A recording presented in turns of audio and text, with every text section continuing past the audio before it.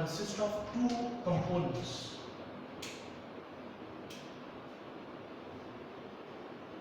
The alimentary canal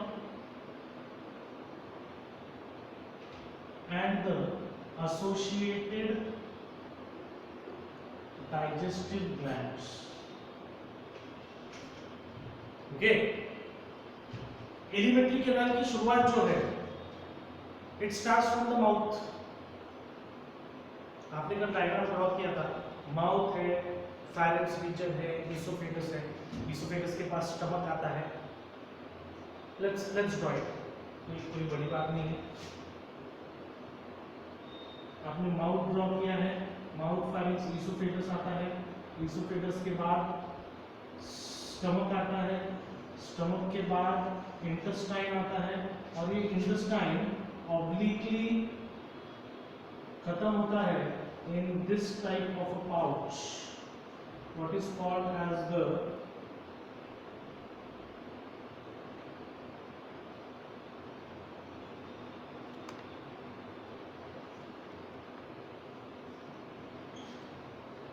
आप इसको cloacal chamber कहिए, आप इसको सिंपल क्लोएका कहिए, whatever you like it. Okay, and finally frog के पास when it comes to digestive glands it is having liver and pancreas. Liver and pancreas आएगा धीरे धीरे धीरे, ये सभी चीजें आएंगी. ओके, अभी देखिए मैं आपको क्या बता रहा हूं. फ्रॉग के बारे में पहला इंफॉर्मेशन ये है कि फ्रॉग कार्निवोरस है. फ्रॉग इंसेक्टिवोरस है, वो इंसेक्ट्स खाता है. एंड उसके माउथ की अगर आप बात करें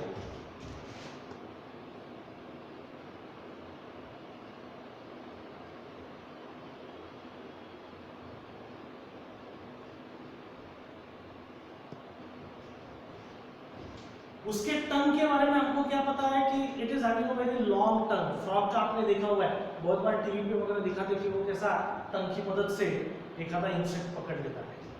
लेकिन इसका टंग जो है ये लॉन्ग है, इसका टंग जो है ये स्टिकी है.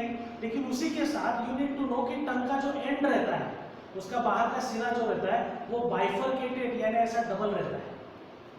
वहां पे हल्का सा ऐसा स्लिट रहता है जिसकी मदद से वो किसी चीज को पकड़ सकता है. It can hold, it helps in holding. Okay, mouth में टंग है, टंग से क्या ले लिया, फूड अंदर ले लिया. अभी मुझे पता नहीं है, आपको क्या लगता है, आपने देखा है क्या कभी फ्रॉग के माउथ में दांत यानी टीथ है या नहीं है? क्या इंफॉर्मेशन है हमारे पास?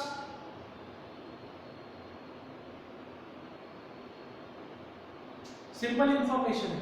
ओके, आप में से काफी लोगों ने अच्छे आंसर दिए. अनफॉर्चुनेटली वो गलत आंसर है. टेक्स्ट बुक भी हमें बता नहीं रहा है, लेकिन फ्रॉग के पास टीथ रहते हैं. ओके, फ्रॉग के पास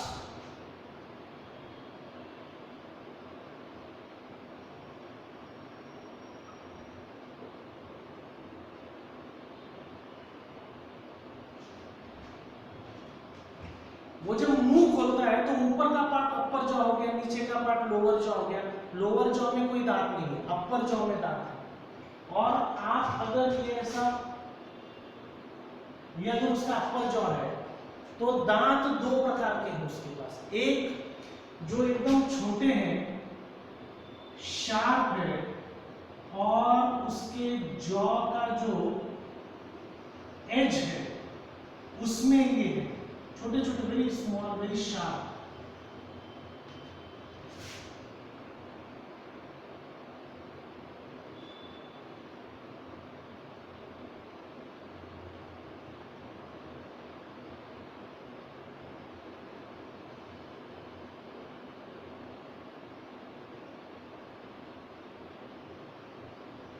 इन्हें मैक्सिलरी टीथ कहते हैं.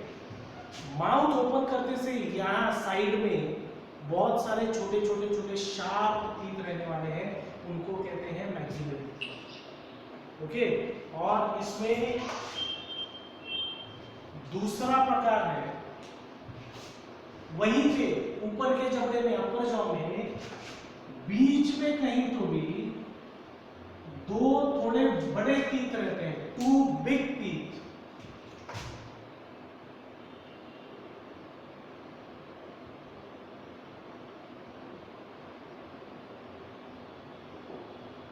उनको कहते हैं वोमराइन टीथ। क्या कहते हैं उनको? ये टेक्स्ट बुक में कहीं भी नहीं है, ये हमारे पास रहना चाहिए।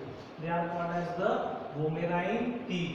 इतना प्लीज लिख लीजिए, मैं इमीडिएटली ये निकालने वाला हूं, प्लीज लिख लीजिए।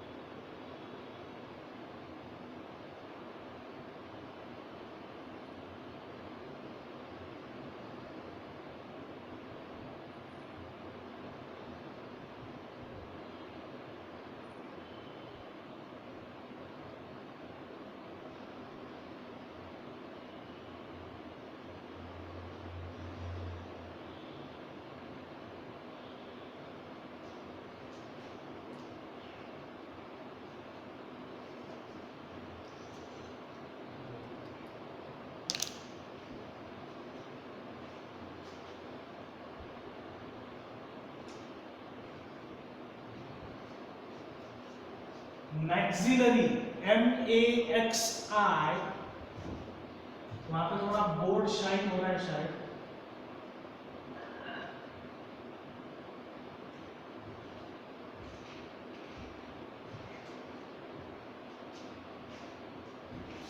Bifurcate, division, it is a bifurcated term.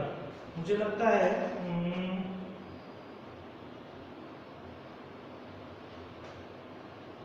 Text book में नहीं है शायद।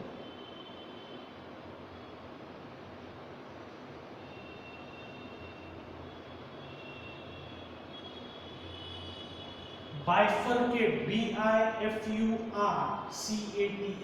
दो हिस्सों में डिवाइड होने वाला।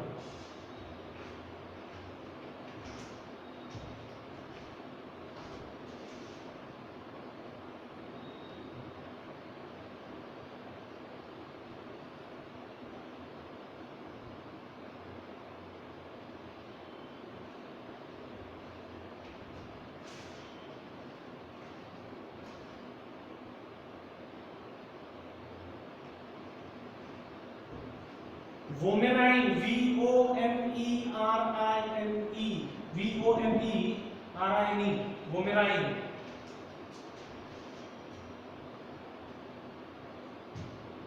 Good good. अभी देखिए फूड जो है माउथ से अंदर आया, माउथ से फेरेंक्स, फेरेंक्स से इसोफेगस, इसोफेगस से स्टमक में आ गया है फूड। ओके,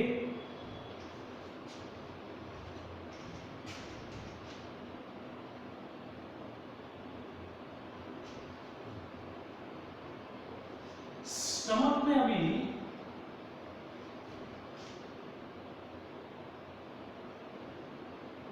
आपके पास भी है डायग्राम है, मैंने भी ऐसा थोड़ा रफ ड्रॉ किया है। स्टमक की बात करते हैं, स्टमक, स्टमक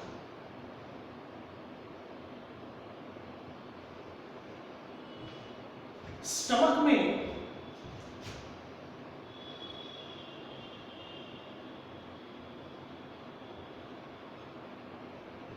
स्टमक में डाइजेशन होगा, लेकिन स्टमक में डाइजेशन होने के लिए यहां पे स्टमक में डाइजेशन होने के लिए देखिए डाइजेस्टिव एंजाइम्स की जरूरत है, और स्टमक में डाइजेस्टिव एंजाइम्स बनाने का काम फॉर्चुनेटली स्टमक के पास खुद के सेल्स हैं, जिन्हें हम या ग्लैंड्स हम कह सकते हैं, जिन्हें हम गैस्ट्रिक ग्लैंड्स कहते हैं। ये गैस्ट्रिक ग्लैंड्स जो है ये बनाते हैं दो चीजें, एक है HCl और दूसरा है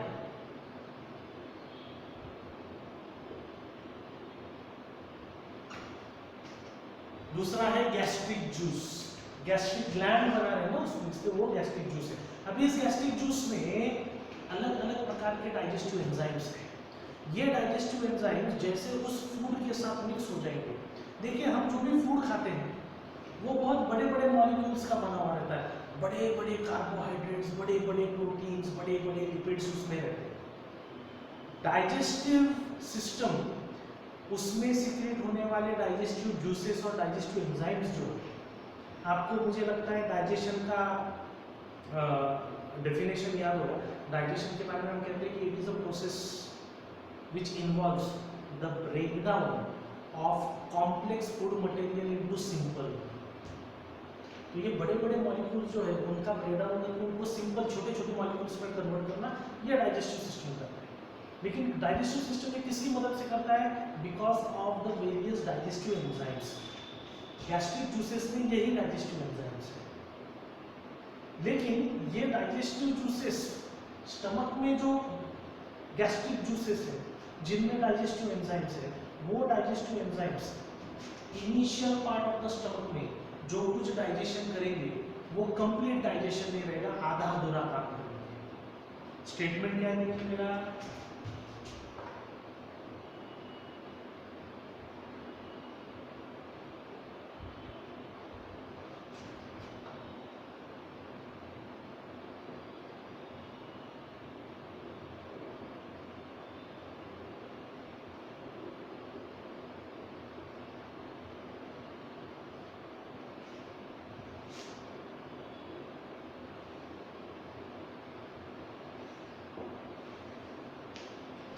कंप्लीट डाइजेशन नहीं हो रहा। देखिए आपने लाइफ प्रोसेसेस वाला चैप्टर जब देखा था स्टैंडर्ड 9th में, सॉरी स्टैंडर्ड 10th में पिछले साल, तो वहाँ ह्यूमन बॉडी में भी यही बताया गया था कि ह्यूमन स्टमक में डाइजेशन होता है लेकिन वो आधा अधूरा होता है, इनकम्प्लीट या पार्शियल होता है। Complete digestion stomach, common sense है, अगर कंप्लीट डाइजेशन स्टमक में हो जाता तो इतने लंबे चौड़े इंटेस्टाइन की जरूरत नहीं रहती। ओके, फ्रॉग के बॉडी में भी वही हो रहा है, स्टमक में डाइजेशन शुरू हो रहा है। कौन कर रहा है? डाइजेस्टिव जूसेस कर रहे हैं। किसने रिलीज किए डाइजेस्टिव जूसेस? गैस्ट्रिक ग्लैंड ने ये डाइजेस्टिव जूसेस या गैस्ट्रिक जूसेस रिलीज किए। वो स्टमक में प्रेजेंट फूड को थोड़ा थोड़ा डाइजेस्ट करेंगे लेकिन आधा अधूरा ही करेंगे। प्लस उसमें HCl भी मिक्स्ड है। HCl की जरूरत क्या है? देखिए ये गैस्ट्रिक जूसेस और इसमें जो एंजाइम्स है वो बिल्कुल कुछ काम नहीं करेंगे अगर उनको एसिडिक कंडीशन नहीं प्रोवाइड होगा। जब एसिडिक कंडीशन प्रोवाइड होगा इसलिए HCl सीक्रेट करना पड़ता है, चाहे वो आपका पेट रहे या फ्रॉग का पेट रहे। एसिडिक कंडीशन जब मेंटेन होते हैं, एसिडिक कंडीशन जब परफॉर्म किए जाते हैं, प्रोड्यूस किए जाते हैं, तभी जाके ये गैस्ट्रिक जूसेस में के जो डाइजेस्टिव एंजाइम्स है वो अपना काम शुरू करते हैं। क्या काम है उनका? थोड़ा बहुत डाइजेशन कर दो यार फूड का। और अभी ये फूड जो है, ये फूड कैसा है? दिस पार्शियली डाइजेस्टेड फूड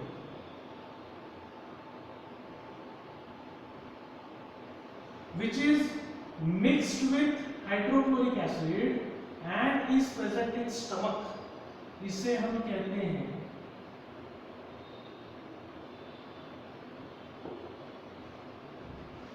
क्या कहते हैं इसको? This is called as crime.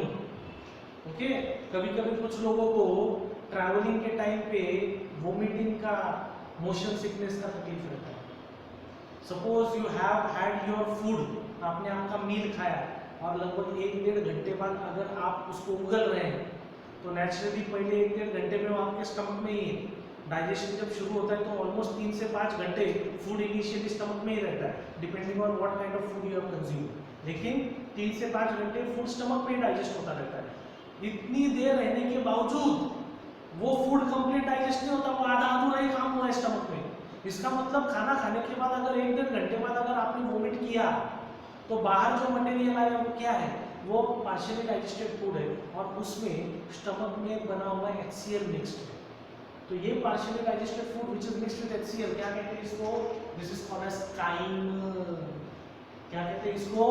Crime, CHYME। Please इतना लिख लीजिए।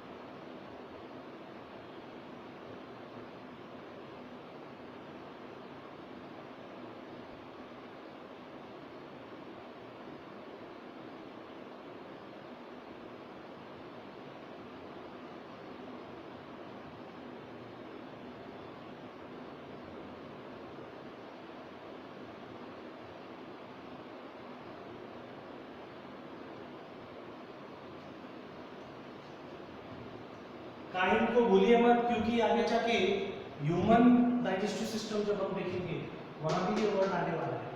ओके, तो हमें पहले से we should know it what is kind.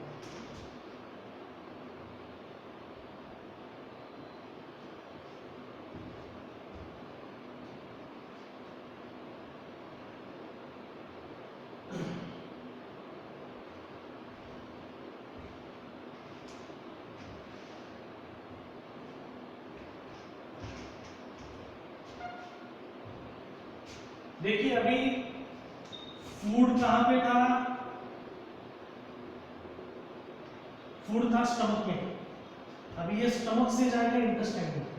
कल आपने ड्रॉ किया था इंटेस्टाइन, ठीक है, लेकिन अभी मैं इंटेस्टाइन के बारे में एक नया बात बताने वाला हूं। ये इंटेस्टाइन जो है, ये इंटेस्टाइन बेसिकली 3 रीजन्स में डिवाइडेड है। इंटेस्टाइन का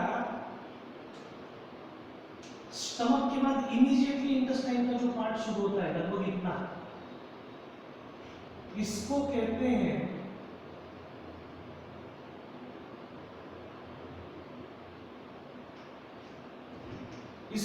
हैं duodenum.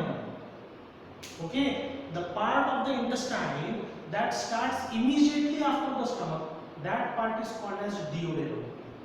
And duodenum is important क्योंकि बाकी का जितना भी डाइजेशन होने वाला है, पार्शियली डाइजेस्टेड, इनकम्प्लीट डाइजेशन किया है स्टमक में, तो वो कंप्लीट करना पड़ेगा ना हमको, फ्रॉग को, वो एवरेटिस। तो ये बाकी का डाइजेशन जो है ये स्मॉल इंटेस्टाइन में होगा, लेकिन स्मॉल इंटेस्टाइन तो इतना लंबा चौड़ा है, तो be specific when you are saying that complete digestion of food will occur in the small intestine, we should specify that it actually occurs in the duodenum. Okay, तो स्मॉल इंटेस्टाइन के बारे में हम बात कर रहे हैं अभी।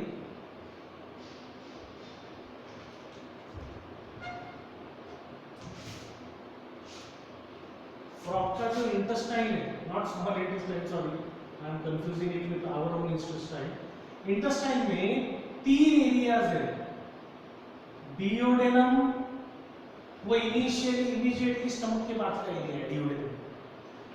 फिर ये लास्ट पार्ट जो है उसको एक्चुअली कहते हैं इंटेस्टाइन। एंड फाइनली वो जब क्लोएका के अंदर आ जाता है उसको कहते हैं rectum. Okay, basically the intestine of the frog is divided into 3 parts.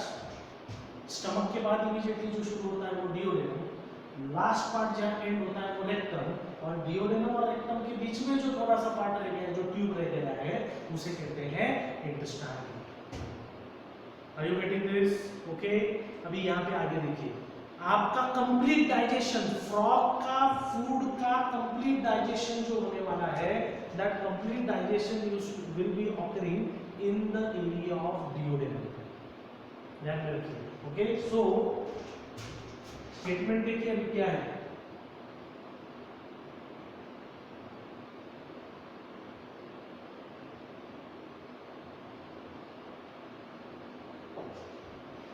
ये पार्शियली डाइजेस्टेड फूड और HCl जिसको आप काइम कहते हैं, chyme will enter the duodenum.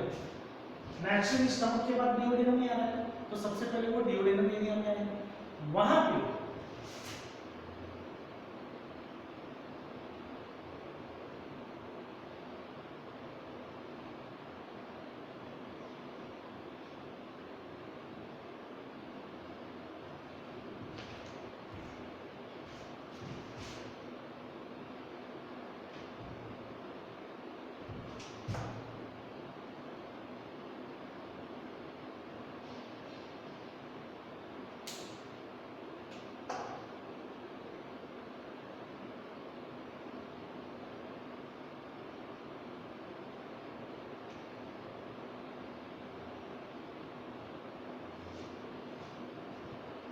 Duodenum में अभी कंप्लीट डाइजेशन करने के लिए जो अलग अलग प्रकार के जूसेस डिओडेनम में पोर होने वाले हैं, आने वाले हैं, सीक्रेट होने वाले हैं, उसमें का पहला जूस जो है वो है बाइल जूस।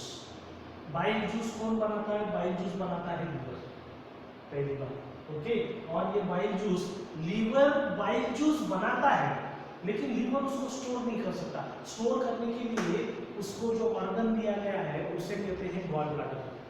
आपके पास भी वही है, लीवर आपका बाइल जूस बनाएगा लेकिन उसको स्टोर किया जाएगा गॉल ब्लैडर। सिमिलरली देखिए अभी डिओडेनम में जो भी कंप्लीट डाइजेशन होने वाला है उसको कौन हेल्प करता है? एक हेल्प होता है लीवर का, क्योंकि लीवर बना रहा है बाइल जूस, और दूसरा हेल्प होता है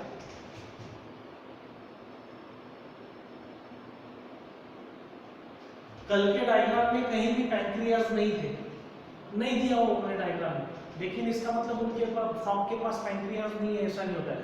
फ्रॉग्स हैव पैंक्रियाज, और ये पैंक्रियाज जो है पैंक्रियाज प्रोड्यूस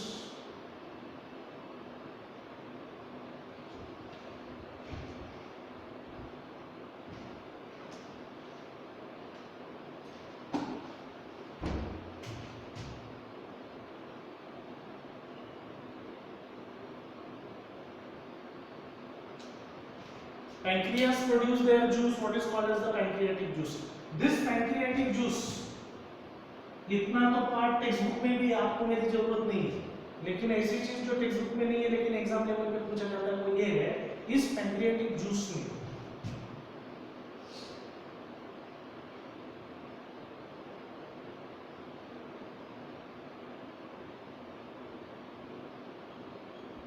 तीन अलग अलग प्रकार के डाइजेशन के लिए उपयुक्त एंजाइम्स और एक इंपॉर्टेंट हार्मोन,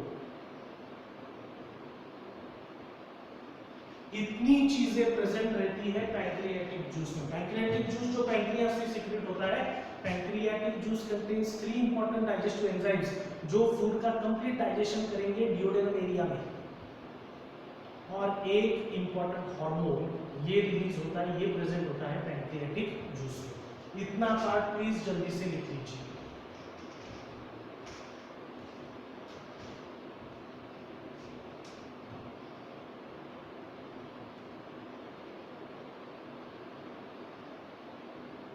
ये सब डिओडेनम में चल रहा है बाय द वे, हमने यहाँ लिखा हुआ है already.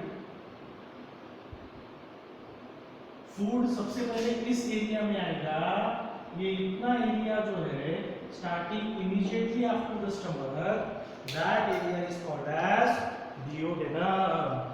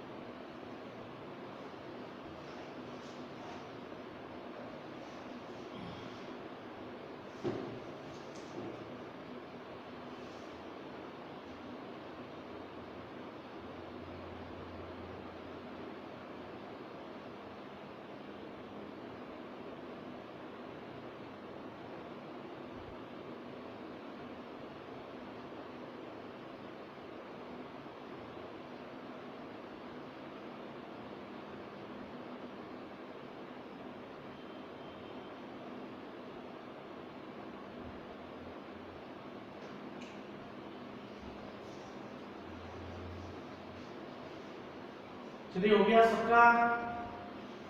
How are we going with this? Finish writing, very good very good. ये पूरा नहीं हुआ है, it's not done yet.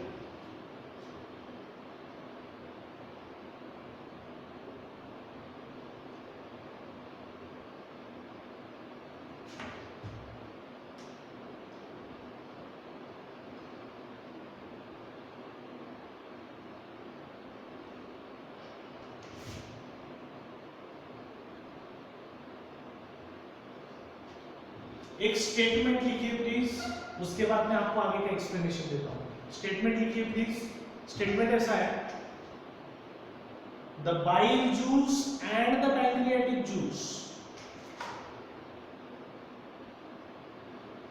The bile juice and the pancreatic juice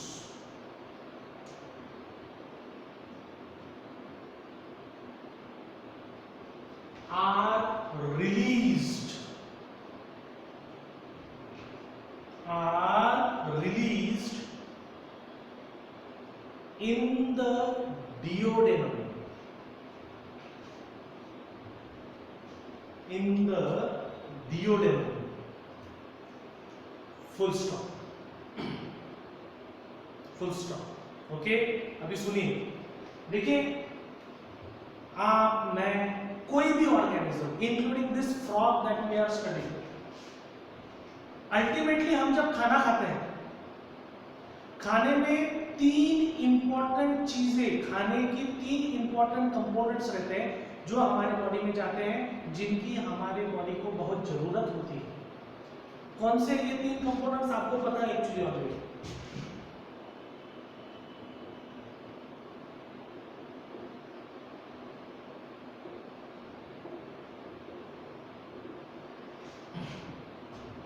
मैंने कोई नई बात नहीं बताई आप, ओके? आप खाना खा रहे हैं या कोई जानवर अपना खाना खा रहा है या इवन फ्रॉग जब अपना खाना खाता है तो उसका खाना बेसिकली उसको क्या प्रोवाइड करता है? उसका खाना उसको कार्बोहाइड्रेट्स, प्रोटीन्स एंड फैट्स यानी लिपिड्स प्रोवाइड करता है। तो आप जब कह रहे हैं कि हमें इस खाने का डाइजेशन करना है, हमारा लीवर, हमारा पैंक्रियाज या फ्रॉग का लीवर और फ्रॉग के पैंक्रियाज में से जो डाइजेस्टिव एंजाइम्स निकल रहे हैं, उन डाइजेस्टिव एंजाइम्स की मदद से जो खाने का डाइजेशन करना है, तो एक्चुअली खाने का डाइजेशन यानी खाने का ब्रेकडाउन करना है, फूड में प्रेजेंट बड़े बड़े मॉलिक्यूल्स का ब्रेकडाउन करना है, यानी किसका ब्रेकडाउन करना है? एक्चुअली हमें ब्रेकडाउन करना है या उन डाइजेस्टिव एंजाइम्स को ब्रेकडाउन करना है carbohydrates, proteins and lipids. Are you getting this? Okay. So let's see how it happens in the body of the frog. मैं अभी जो भी एक्शन बता रहा हूँ आपको, I hope you understand that all this action is now happening in the duodenum. मैं लिखता हूँ यहाँ पे, don't worry. Okay. So now in the duodenum,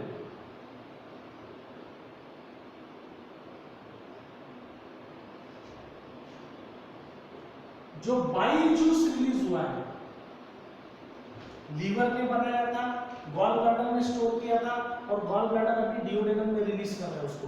bile juice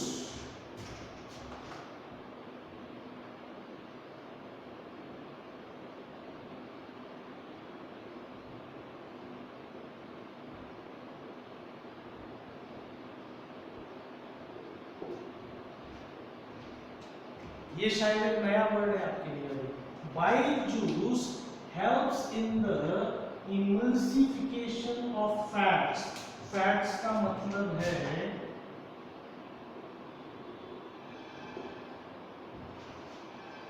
इसका मतलब क्या है? इमल्सिफिकेशन ऑफ फैट्स, इसका मतलब फैट का जो मॉलिक्यूल है, फैट का मॉलिक्यूल देखिए,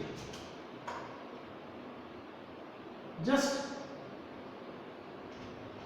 इमेजिनरी ड्रॉ कर रहा हूं मैं, एक्चुअली ऐसा दिखेगा जरूरी नहीं, imaginary. Okay, suppose this is a fat molecule, it is a very huge molecule. इस एक फैट के मॉलिक्यूल को आप हजारों छोटे छोटे ड्रॉपलेट्स में कन्वर्ट करो।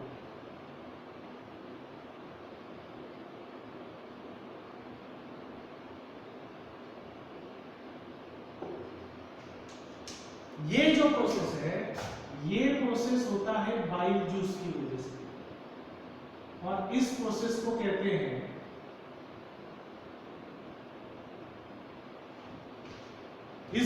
कहते हैं इमल्सिफिकेशन। आसान है, डोंट वरी। बड़ा मॉलिक्यूल था फैट का, उसको डाइजेस्ट करने को डिफिकल्ट जा रहा था, तो हमने क्या किया, फ्रॉग के बॉडी में क्या किया, वो बाइल जूस ने वो बड़े मॉलिक्यूल जो थे फैट मॉलिक्यूल्स के, उसको छोटे छोटे फैट ड्रॉपलेट्स में कन्वर्ट किया।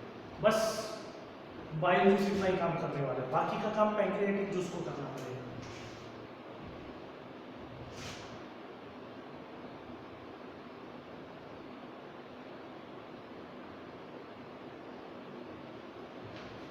पैंक्रियाटिक जूस में क्या क्या है,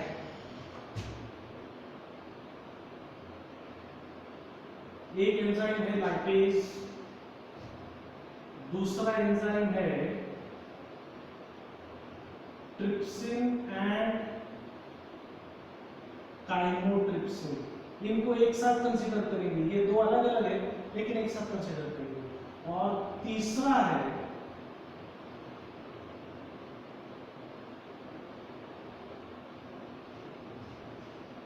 तीसरा कौन है, अमाइलेज। ओके, लाइपेज जो है,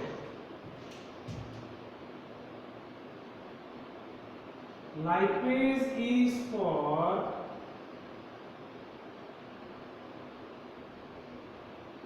the complete digestion of lipids. ये छोटे छोटे जो फैट के यानी लिपिड के मॉलिक्यूल आ गए हैं, उनको पूरी तरह से ब्रेक डाउन करने का काम लाइपेज करता है। ये किधर हो रहा है, ये ड्यूडेनम में हो रहा है। किसकी वजह से हो रहा है, पैंक्रियाटिक जूस की वजह से हो रहा है, क्योंकि उस पैंक्रियाटिक जूस में लाइपेज है। फिर दूसरा है ट्रिप्सिन एंड काइमोट्रिप्सिन। ये दोनों जो है, they are responsible for the complete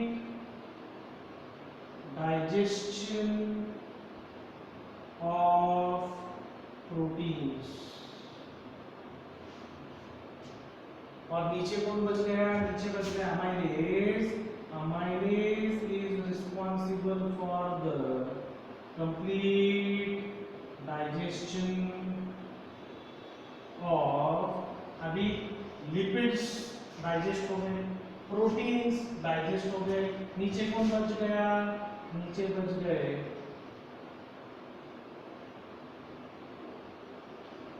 carbohydrates.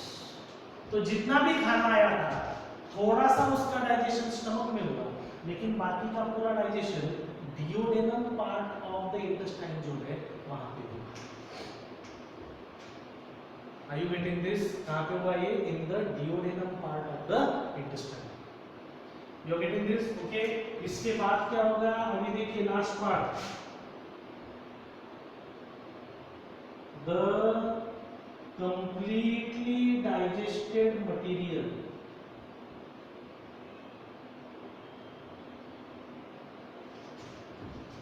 gets absorbed। आपके बॉडी में भी यही होता है, फ्रॉग के बॉडी में भी यही होता है, get absorbed through the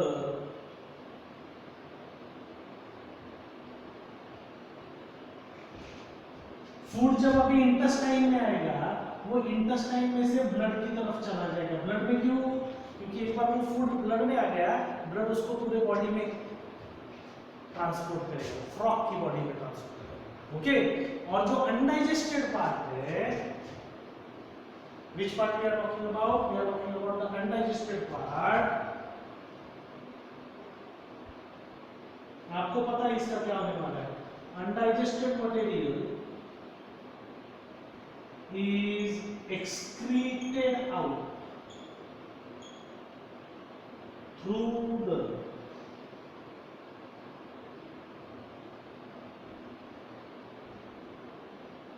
वो वेस्ट मटेरियल है, वो एक्सक्रीटल मटेरियल है। एक्सक्रीटल मटेरियल को बॉडी में रख के क्या करेंगे, निकाल दो उसको। समझ गए? ठीक है, ये इतना लिख लीजिए प्लीज, आज के लिए ये काफी हो गया। Please right this down. बिल्कुल यही सब चीजें ह्यूमन बॉडी में होने वाली है। आगे जाके जब हमारा ह्यूमन डाइजेस्टिव सिस्टम का स्टडी होगा तब यही चीजें फिर से देखनी है।